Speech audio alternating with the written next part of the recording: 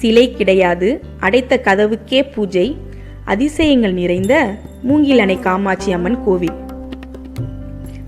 பல்வேறு கோவில்களில் பின்பற்றப்படாத நடைமுறைகளும் பழக்கமும் இக்கோவிலில் நடைமுறையில் உள்ளது. தேனி மாவட்டம் பெரியகுளவட்டம் தேவதானப்பட்டியில் அமைந்துள்ளது மூங்கிலணை காமாட்சி அம்மன் கோவில்.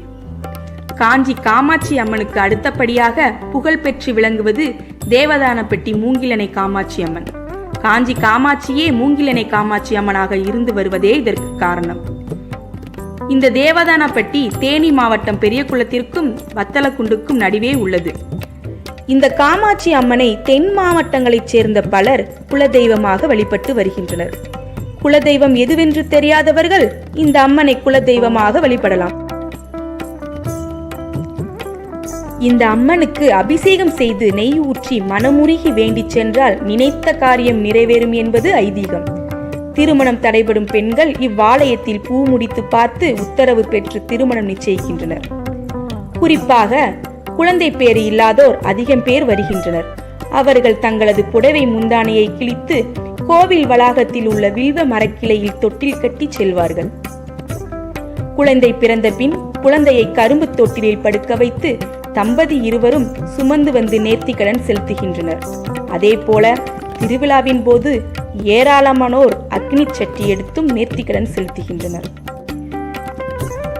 இந்தியாவிலேயே பல்வேறு கோவில்களில் பின்பற்றப்படாத நடைமுறைகளும் பழக்கமும் இக்கோவில் நடைமுறையில் உள்ளது. இங்கு மூலவருக்கோ உற்சவருக்கோ சிலை கிடையாது. அடைத்த கதவுக்கே 3 கால பூஜை நடைபெறும்.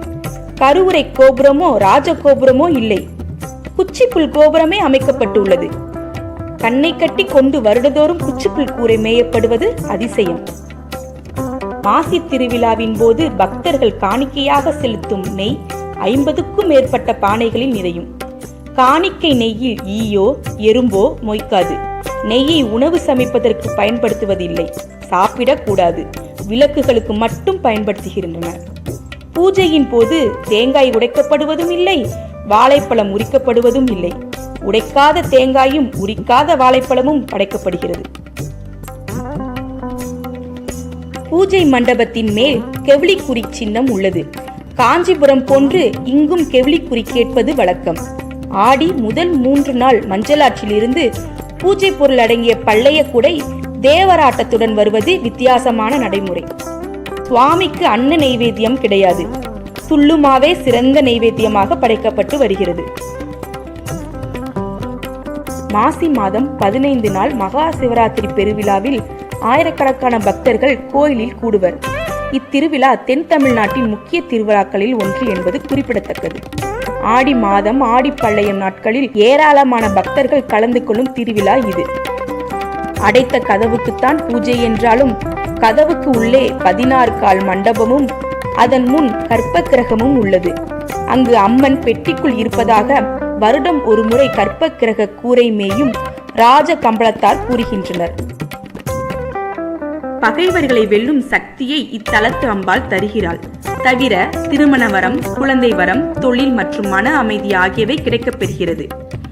புதிய காரியங்களை தொடங்க விரும்புபவர்கள் இத்தலத்திற்கு வந்து கவுளிக்கிரி கேட்டு அம்மனிடம் அனுமதி பெற்று செல்கின்றனர். நெய் வாங்கி ஊற்றுதல், அம்மனுக்கு புடவை சாத்துதல், முடி காணிக்கை, அபிஷேகம் ஆராதனைகள் ஆகியவற்றை பக்தர்கள் நேர்த்திக்கடன்களாக செய்யலாம். இவை தவிர கோவிலுக்கு வரும் பக்தர்களுக்கு அன்னதானம் செய்யலாம். இங்கு ஆடு, மாடு, கோழி பலியிடுவது கிடையாது. இங்கு மூலவரோ உற்சவரோ கிடையாது.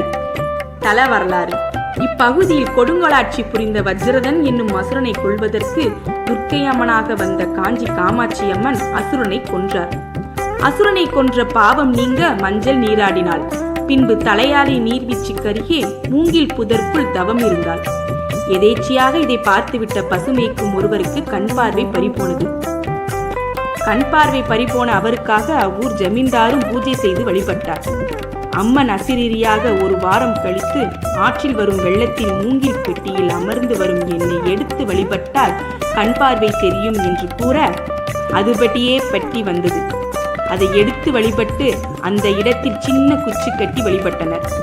மூங்கில் பெட்டியில் மஞ்சளாற்றில் மிதந்து வந்த மூங்கில் புதர்களில் அணைத்து நின்றதால் மூங்கிலணை காமாட்சி அம்மன் என வழங்கலாயிற்று.